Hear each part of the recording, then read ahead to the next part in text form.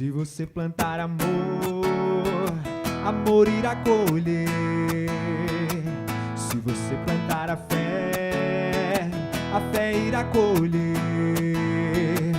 Plante hoje Jesus Cristo na terra do coração e receba a vida eterna, a alegria do perdão.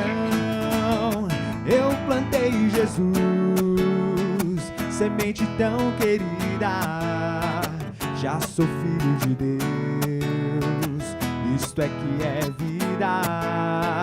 Eu plantei Jesus, semente tão querida, já sou filho de Deus, isso é que é vida.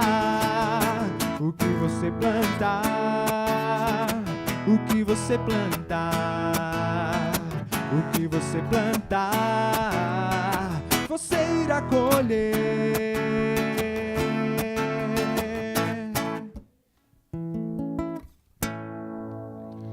Muito boa tarde, se você estiver assistindo esse programa à tarde, boa noite se for à noite, bom dia se for de manhã. Estamos começando mais um programa Palco Mackenzie, com os alunos do Colégio Presbiteriano Mackenzie.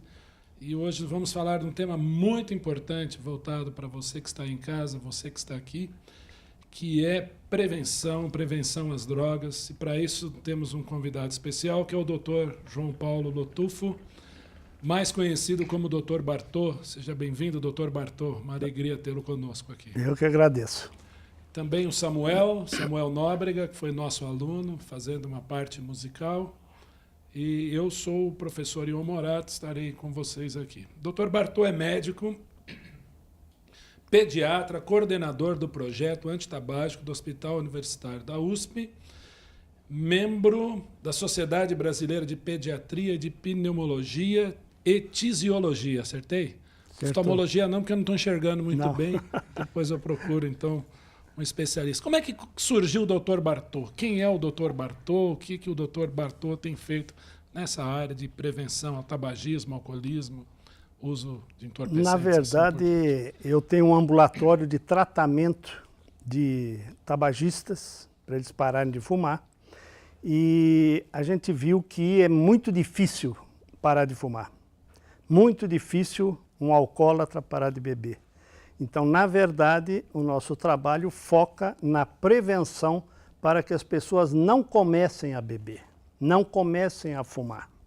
Então, a gente mexe mais com as drogas lícitas, que é álcool e tabaco, praticamente. E hoje até a maconha, que está se tornando droga lícita em alguns países. Então, a nossa ideia é trabalhar com a criança desde o ensino fundamental 1 até o ensino médio, porque a gente tem visto que é nessa faixa de 10, 11 anos que já se começa a utilizar droga. E vocês têm feito um trabalho nas escolas municipais, escolas públicas, municipais, estaduais, também escolas particulares. Por que, como iniciou essa cruzada, essa campanha de vocês nas escolas? Então, na verdade, foi um projeto da universidade, patrocinado pela Pró-Reitoria da USP de Cultura e Extensão, onde nós bolamos um projeto para trabalhar a prevenção em 10 escolas da região do Butantã. E a gente viu que nessas escolas, aos 17 anos, 25% dos jovens estão fumando, 58% estão bebendo, 15% já experimentaram a maconha e 5, 6% já experimentou o crack. Então isso é muito precoce. E o início disso começa com 10 anos e vai aumentando até os 17. E qual é o malefício? Nós vimos aí que muitos começam na adolescência, às vezes até na pré-adolescência. E qual é o perigo de começar? Não só prevenir, mas começar tão cedo, então, como médico. Aumenta a chance de dependência de qualquer droga. Então, se você começa a fumar antes dos 21 anos, ou a beber antes dos 21 anos, ou qualquer uso de droga antes dos 21 anos, aumenta a chance de dependência. E isso é um problema. De cada 3 que começam a brincar de fumar, 1 vai fumar o resto da vida. De cada 7 que começam a brincar de beber, 1 vai beber o resto da vida. E a maconha e o crack, 1 em cada 9. Então você vê que o cigarro, o tabaco é o grande vilão dessa história toda. Porque ele é muito precoce, ele é o início das dependências junto com o álcool e são drogas que vêm antes das drogas ilícitas. Então, eu acho que a gente tem que trabalhar desde pequenininho, desde intraútero até, não é? Porque se a mãe fuma, a criança já vai ter propensão a doenças respiratórias e até chance de ser mais dependente do cigarro pelo fumo passivo, que hoje a gente está sabendo muito sobre isso. Então, na verdade, eu acho que a gente tem que começar a trabalhar com as famílias muito cedo, né? Então, a prevenção é tudo. O Brasil não tem mais um monte de doenças por causa das vacinas, que é a prevenção. E eu acho que nós temos que atuar na prevenção das drogas, isso é através das escolas e das famílias que isso deve ocorrer. E por que a questão da idade de 21 anos? Tem algum dado Porque específico? o cérebro se amadurece com 21 anos. Então, o cérebro imaturo tem mais chance de ser lesado pelas drogas.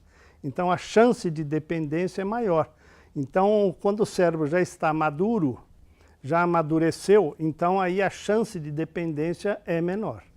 Então você tem locais do cérebro que são suscetíveis aí às drogas e produzem hormônio chamado dopamina, que está relacionado ao prazer, e ao prazer, entre aspas, das drogas também. Então, se isso for muito precoce, é mais nocivo. Dr. Bartô, talvez devido às leis mais rígidas, as restrições às propagandas, também a lei estadual, se eu não me engano, foi em 2009, restringindo o consumo de cigarro em lugares públicos, restaurantes, shoppings e assim por diante. Isso fez baixar o consumo de cigarro. E muito tem se falado em cigarro eletrônico. E o que o senhor diria sobre o cigarro eletrônico, ou quem usa o cigarro eletrônico, ou quem pretende como um fator de diminuição do vício de fumar? O cigarro eletrônico, ele vem com uma ampolinha de nicotina que mantém a dependência da nicotina. Então, ele também mantém a dependência comportamental do cigarro, que é todo esse gestual. Então, por exemplo, quem fuma 60 cigarros por dia faz 600 movimentos de tragar por dia, há 40 anos. Isso é uma parte comportamental, é automático, né? E o cigarro eletrônico mantém isso. Então, nós não conheço nenhum serviço antitabágico que use o cigarro eletrônico aqui no Brasil para usá-lo como maneira de parar de fumar. O que a gente vê é que tem gente que parou de fumar com isso, mas são os fracos dependentes. Como parou de fumar também com acupuntura, mel de Piracicaba, e aí vai um monte de coisa. Esse é o fraco dependente, que precisa só querer parar de fumar para conseguir parar de fumar.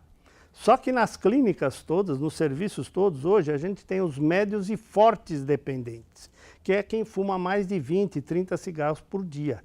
Então a grande maioria de quem nos procura são dependentes fortíssimos e eles precisam de muita ajuda para parar de fumar.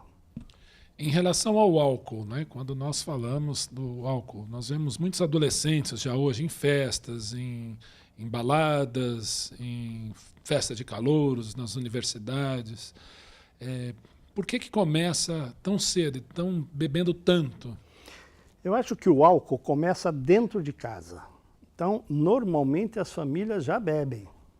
Então, você pega uma festa de família, você tem lá sempre um mais alegrinho que bebeu demais. Aquele tiozão com a gravata na cabeça Isso, no casamento. Toda a família tem o seu exemplo ali. E, principalmente, se houver alcoolismo nas famílias, a gente tem que evitar o álcool de qualquer maneira, porque esta dependência é genética.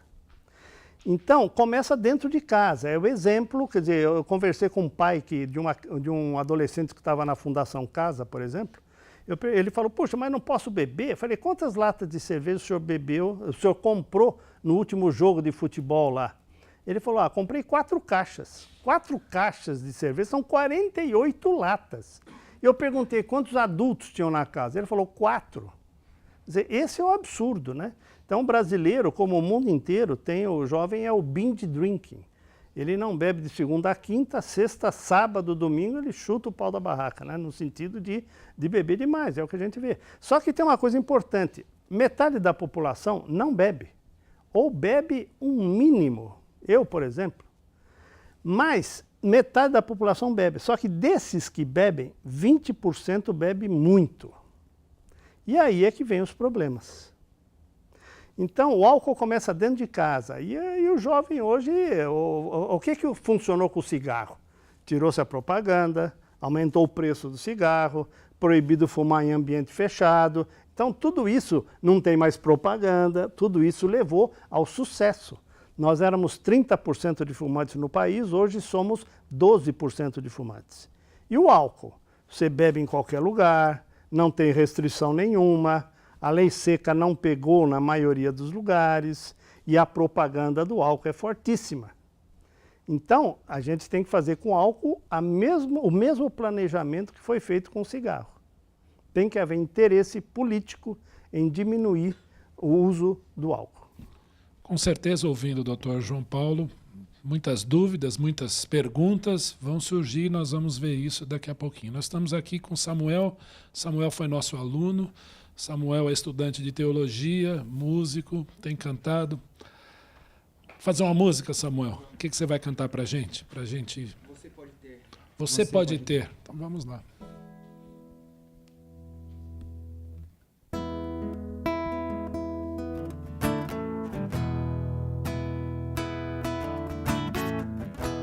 Você pode ter a casa repleta de amigos, paredes e pisos cobertos de bens, ter um carro do último tipo e andar conforme der na cabeça. Ou pode até ser um cara que vive apertado, até mesmo dentro de uma lotação, curtindo assim mesmo um fim de semana.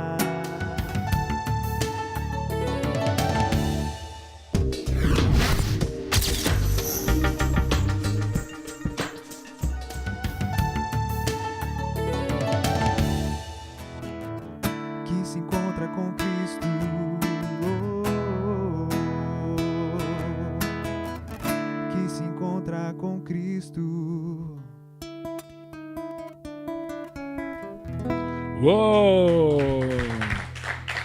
Estamos de volta ao nosso programa Palco Mackenzie. Por falar em palco, nosso palco novo, prometemos para você que no próximo programa teríamos esse palco e ele foi feito com muito carinho, já com a cara do programa Palco Mackenzie. E hoje estamos aqui com a presença do Dr. João Paulo Lotufo, Dr. Bartô, falando sobre tabagismo, sobre alcoolismo. E eu vou entrar num tema que tem sido bastante polêmico, tem sido falado principalmente no meio adolescente que o senhor citou. Muito comum ver o adolescente hoje falar na palavra maconha, no uso de maconha, como o senhor citou no bloco anterior, já consumindo maconha também. E muitos têm justificado o uso da maconha através do uso medicinal da maconha, o chamado uso terapêutico da maconha. Eu sempre, quando converso com os nossos alunos, eu digo que eu nunca vi um médico prescrever maconha. Olha, você está estressado, você então faz um baseado, fuma um de manhã, à noite, uma perna de grilo mais fininha à noite, para você dormir tranquilo. O quanto eu poderia justificar o uso terapêutico da maconha para justificar um uso, como nós temos visto os adolescentes querendo liberar, indo para a rua, enfim. Poderia falar um pouquinho para nós sobre a maconha? Então, o uso medicinal da maconha está começando a ser estudado. Então, já existem alguns trabalhos mostrando a diminuição de convulsão em epiléticos que não conseguem ceder às crises com as medicações habituais. Então existe, mas não é a maconha em si, é uma substância da maconha, que é o canabidiol. Enfim, comparando com a heroína e a morfina, a mesma coisa, nenhum médico prescreve heroína, você prescreve morfina para dor. Então pode ser que no futuro se encontrem várias utilidades aí para o canabidiol. Isso está em estudo. Tá? Então, nós precisamos de mais trabalhos. Quando você encontra um medicamento novo, você demora uns 20 anos para colocar esse medicamento em uso prático. Então, não é fumando maconha que você vai conseguir o sucesso do canabidiol, se é que há algum. Então, isso precisa ser muito... A gente precisa pensar muito nisso. Tá? Agora, o que justificar o uso da maconha por isso não é o caso. Então, você tem... O que acontece com a maconha? Ela causa dependência. 40% de quem usa a maconha fica dependente e 1% tem surto psicótico. No mesmo processo dos 21 anos de idade? No mesmo processo. Tá. Isso no uso total. Então, certo. Você tem... No Brasil, a gente chegou a ter 8 milhões de usuários de maconha. Hoje, estamos aí com 3 milhões e meio que usaram a maconha no último ano, mais ou menos isso.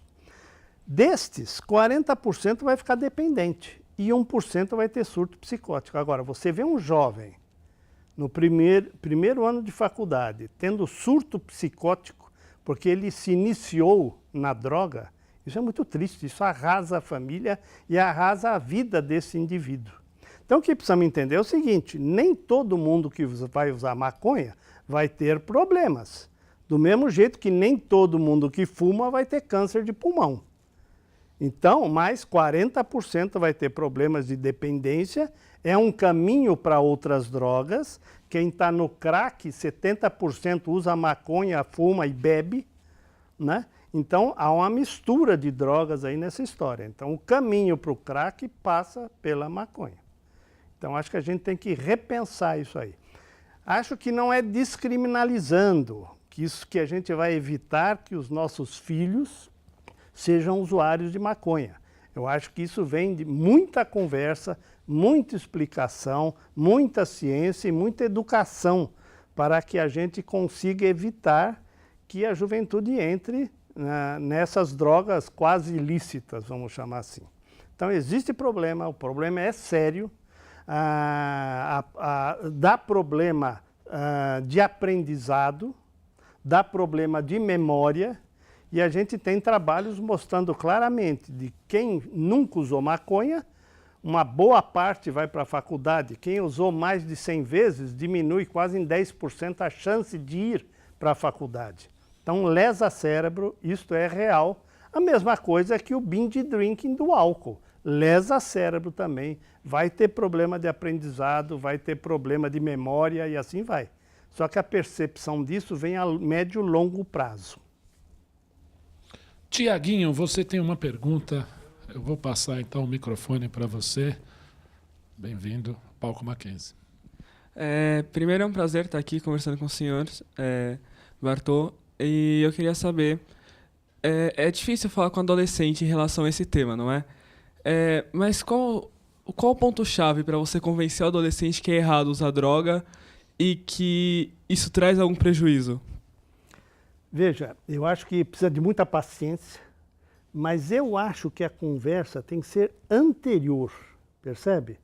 Porque eu atendo muitos universitários, primeiro ano de faculdade, ou no consultório, meninos de 15 anos já usando a maconha, querendo justificar o uso. Então eu tenho que mostrar dados científicos dizendo, olha, isto acontece. E a gente tem que discutir cada vez mais. Então, eu tenho um projeto, que é esse projeto na escola, por exemplo, que é o projeto do Dr. Bartô, é um programa contínuo. Não adianta conversar uma vez com o adolescente. Eu tenho no hospital universitário um ambulatório de adolescentes grávidas de 14 anos que usam droga. Então, eu tenho que conversar semanalmente com elas até que caia a ficha nesse sentido. É a mesma coisa que você falar para um fumante que o cigarro faz mal, né? É complicado, não é fácil. Mas acho que se você tiver um projeto anterior da família e da escola, você consegue prevenir a entrada. O núcleo familiar é realmente muito importante nesse fator. Com certeza. Existem 5 coisas importantes. Pegaram uma cidade onde tinham drogas e aqueles que não tinham droga. Quais os 5 itens importantes nesses que não tinham droga. O primeiro é espiritualidade. Então, vi o Samuel cantando aqui, fiquei muito feliz. O segundo é a família. Só que 38% no nosso estudo em volta da USP, 38% das famílias são casais separados. E 4% são pais ou mães falecidos. E eu digo família com limites, que isso é um problema atual. A falta de limite existe. Depois, atividades culturais, atividades sociais e os seus amigos, né?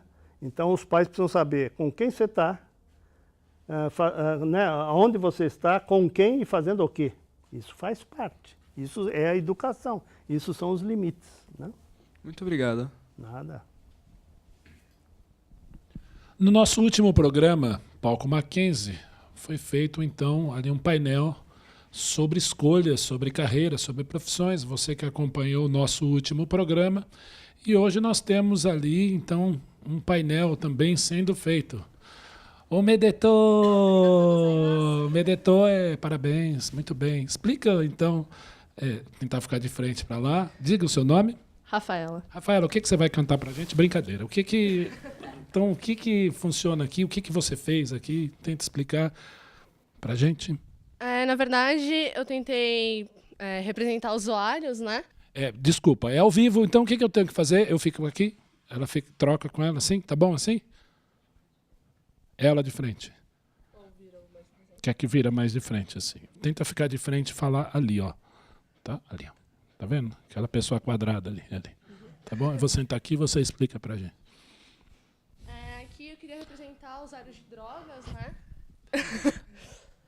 Eu queria representar aqui usuários de drogas. Como vocês podem ver, tem uma garota, né, aparentemente triste. Não gosto de identificar o rosto, porque eu acho que isso é muito pessoal, né, identificar o rosto, essas coisas.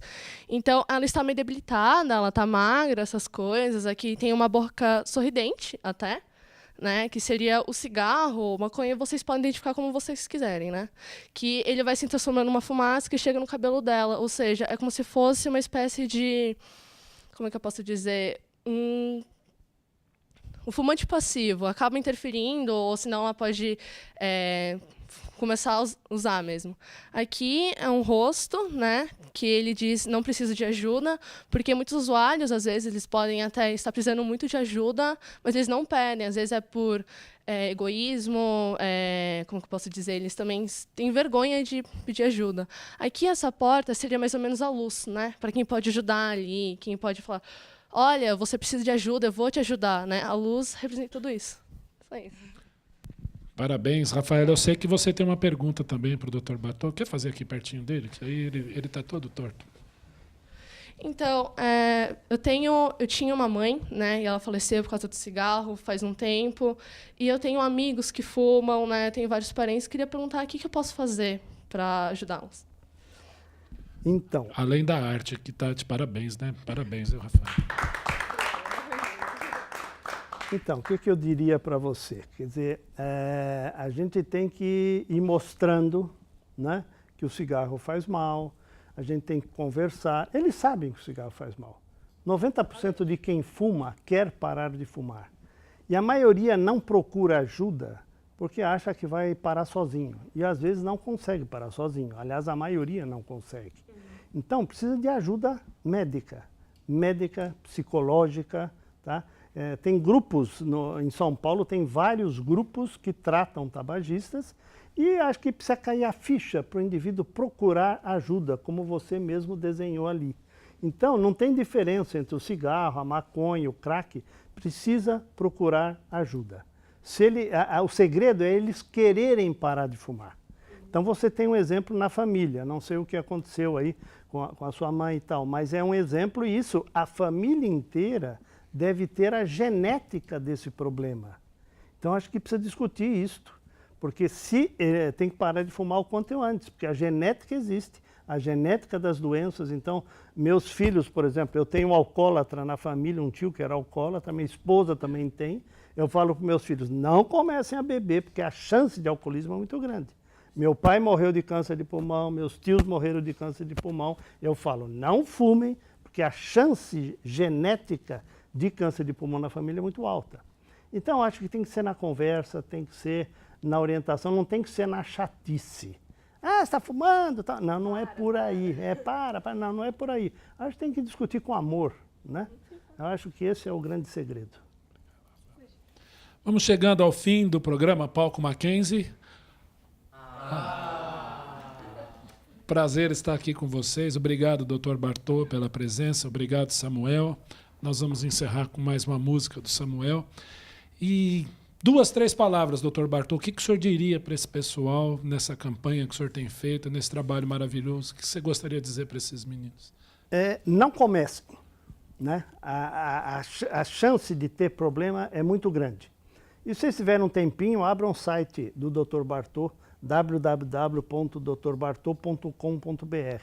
Ali tem um grande material para vocês discutirem e se aprofundarem nesse assunto da prevenção de drogas. Está aqui então www, é só acompanhar a madeira, www.drbartô.com.br.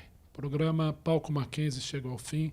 Obrigado a todos que participaram. Sucesso na caminhada, Dr. Bartô. Deus o abençoe. Obrigado. Obrigado, Samuel. Vamos encerrar com uma música para mexer com todo mundo? Isso aí. Vamos lá.